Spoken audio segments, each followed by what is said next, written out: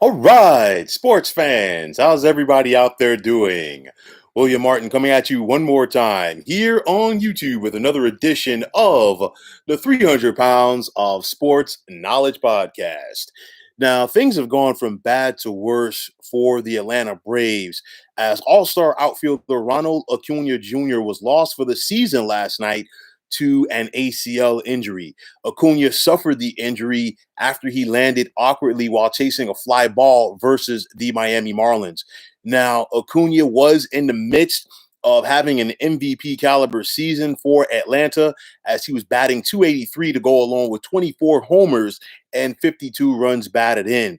Now, after finishing one victory shy of making the World Series last year, the Braves were expected to win the National League East for the fourth consecutive year.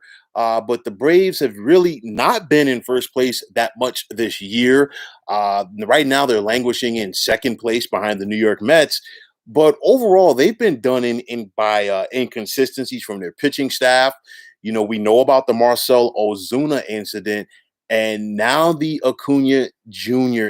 Injury really changes things. I mean, you look at Atlanta, and coming into play today, they were only 4 games back. As bad as they've been playing, they're only 4 games back of the Mets. I mean, as we're doing this, Atlanta is losing to Miami while the Mets are beating the Pittsburgh Pirates right now. So that could potentially be a 5 game deficit for the Braves at the break. Definitely something that is not that you would say is something that they cannot overcome because they absolutely can. But, with this injury to Acuna, it feels like more than that because as bad as the Braves have been all season long, and I mean, I picked them at the beginning of the year to win this division. I also said that it's a situation, at some point they're going to get it going. And I also said that Acuna Jr. is going to be in that mix to be an MVP this year. And I really felt that at some point the Braves were going to get their sea legs and turn it up and turn it up. This right here, it feels like it just sucked the life out of this team. And for their sake, the All-Star break comes at the best time. Why? Because now if you're Atlanta, you have an opportunity to step back and get away from things for a few days. And I'm not just talking about the players, I'm talking about the coaches, I'm talking about the front office and try to figure out, okay, what can we do to get over the hump? Because again, the division is still within your grasp, as bad as it's been for the Braves. With that said, though, I think it's up to the other teams in this division to say, you know what, hey, the Braves are limping right now. We've got to go after this thing, and we got to treat it like you're attacking a flea with a sledgehammer. You look at the Mets, they've basically been in first place for the majority of the year. Every time it looks like they're about to turn the corner and get on a hot streak, they come back to earth. They have been dealing with their fair share of injuries, and New York is starting to get some people healthy. And I do expect them to be buyers at the trade deadline. I'll be talking about that with another podcast later this week. But you look at the Phillies. The Phillies are another team. They've been up and down, and you never know what you're going to get out of them. The Washington Nationals a couple of weeks ago were the hottest team in Major League Baseball. They've cooled off, but they're right in the mix. And then you still cannot count out the Miami Marlins. They were a surprise playoff team last year. And they're only about 8 games out of first place right now as we speak. So as bad as things have been for the Marlins, they could get hot over 2 weeks, and they could really be right back into this thing. So I think it's going to be imperative for those other teams to try to take advantage of this from the Braves standpoint. But also, I look at it for Atlanta like this: you got to have the next man up mentality. Who's going to step up? You're not going to replace what Acuna Jr. brings to this team by one person. It has to be a collective group. And aside from what Acuna Jr.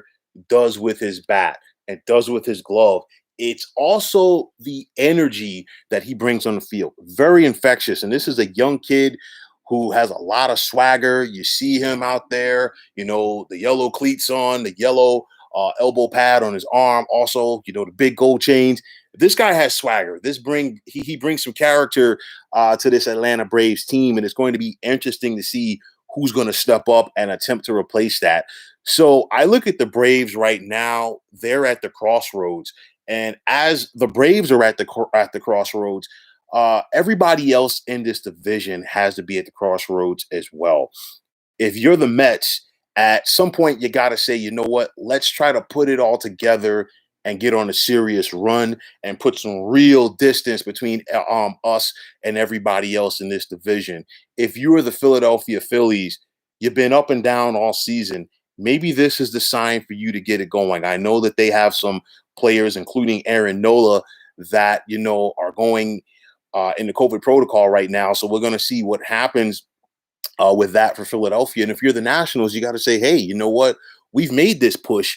Can we make another push to not only get past Atlanta, but also, overtake the Mets? And of course, like I said, the Marlins are right there laying in the weeds. So it's really going to be interesting to see how the other four teams in this division take advantage, or will they be able to take advantage to the Acuna injury? But make no mistake, this is a game changer right here. This is a 9-month injury.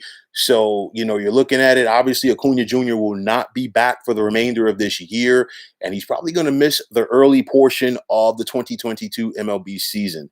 But nonetheless, sticking with the present, who is going to seize the moment? Who's going to step up for the Atlanta Braves in Acuna Jr.'s absence? And who is going to step up and take advantage of this, of the four other teams in the National League East?